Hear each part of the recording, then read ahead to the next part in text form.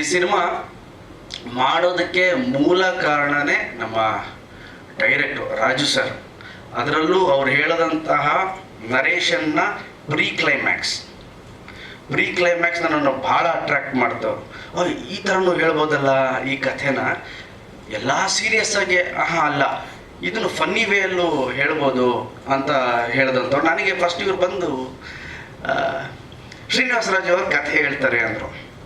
ನನ್ನ ತಲೆಯಲ್ಲಿ ಏನು ಅಂದರೆ, ಓಕೆ ದಂಡುಪಾಳ್ಯ ಅವರು ಬರ್ತಿದ್ದಾರೆ ಡೈರೆಕ್ಟ್ರು, ಮೋಸ್ಟ್ಲಿ ಇವ್ರು ನಮ್ಮ ಇಮೇಜ್ ಚೇಂಜ್ ಮಾಡೋಕ್ಕೆ ಬರ್ತಿದ್ದಾರೆ ಅಂತ ನನ್ನ ತಲೆಯಲ್ಲಿ. ಮೋಸ್ಟ್ಲಿ ಏನೋ ಬೇರೆ ಮಾಡ್ತಾರೆ, ಬೇರೆ ಥರದ್ದೇನೋ ತಂದಿರ್ತಾರೆ, ಥ್ರಿಲ್ಲರು ಏನೋ ತಂದಿರ್ತಾರೆ ಅಂತ ನನ್ನ ಇಮ್ಯಾಜಿನೇಷನ್ನು.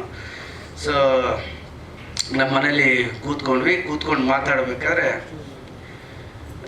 ಸರ್ ಓಪನ್ ಮಾಡಿದ ಕೂಡಲೇ ಸಾಧು ಕುಕ್ಕಿಲ್ ಅವರು ಬರ್ತಾರೆ, ಇದು ಬರ್ತಾರೆ, ಅದು ಬರ್ತಾರೆ, ಎಲ್ಲ ಆಯಿತು. ಅದಾದಮೇಲೆ ಸರ್ 8 ಜನ ಹುಡುಗಿರು ಬರ್ತಾರೆ ಅಂದರು. ಮೋಸ್ಟ್ಲಿ ಮರ್ಡರ್ ಮಾಡಿಸ್ಬೋದಾ ಇವ್ರು ನನ್ನ ಕೈಲೇ. ಬ್ಯೂಟಿಫುಲ್ 8 ಜನ ಹುಡುಗಿರು ಬರ್ತಾರೆ ಸರ್. ಸಾಂಗು ಸರ್ ಅಂದರು. ಇವ್ರು ಅಲ್ಲೇ ಕರ್ಕೊಂಡು ಹೋಗ್ತಿದಾರಲ್ಲ, ತಿರ್ಗಾ ಬೇರೆಯವರೆಲ್ಲ 1 ಹುಡುಗಿ 2 ಹುಡುಗಿ ಜೊತೆ ಡ್ಯಾನ್ಸ್ ಮಾಡಿಸ್ತವ್ರೆ, ಇವ್ರು ಅಷ್ಟಕ್ಕಂಡೆ ಇರುತ್ತೆ ಎಲ್ಲ ಕತೆ ಹೇಳಲಿಕ್ಕೆ ಶುರು ಮಾಡಿದ್ರು. ನಾನು ಕೇಳಿದೆ ಅಯ್ಯೋ ಲವ್ ಸ್ಟೋರಿ ಏನು ಮಾಡೋದು ಅಂತ ಆ ಸಾಂಗ್ ನರೇಷನ್ ನಡಿಬೇಕಾದ್ರೆ ಹೋಗ್ತಾ ಹೋಗ್ತಾ ಹೋಗ್ತಾ ಆಫ್ಟರ್ ಒಂದು ಸಿನಿಮಾದ ನೀವು ನೋಡಿದ್ಮೇಲೆ ನಿಮ್ಮೆಲ್ರಿಗೂ ಗೊತ್ತಾಗುತ್ತೆ, ಸಿನಿಮಾದ ಒಂದು 12ನೇ ನಿಮಿಷ 15ನೇ ನಿಮಿಷ ಆದಮೇಲೆ ಒಂದು ಟರ್ನ್ ತೊಗೊಳುತ್ತೆ ಸಿನಿಮಾ.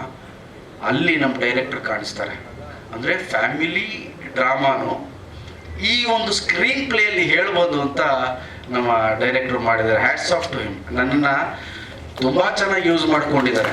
ನಿಜ ಹೇಳ್ತೀನಿ, ನಾನು ನಿಮಗೆ ಗೊತ್ತು, ಸುಮಾರು ಜನ ಡೈರೆಕ್ಟರ್ಸ್ ಜೊತೆ ಕೆಲಸ ಮಾಡಿದ್ದೀನಿ. I think one of the best ನಾನು ಮಾಡಿರೋದ್ರಲ್ಲಿ ನಮ್ಮ ಶ್ರೀನಿವಾಸ ರಾಜು ಅವರು.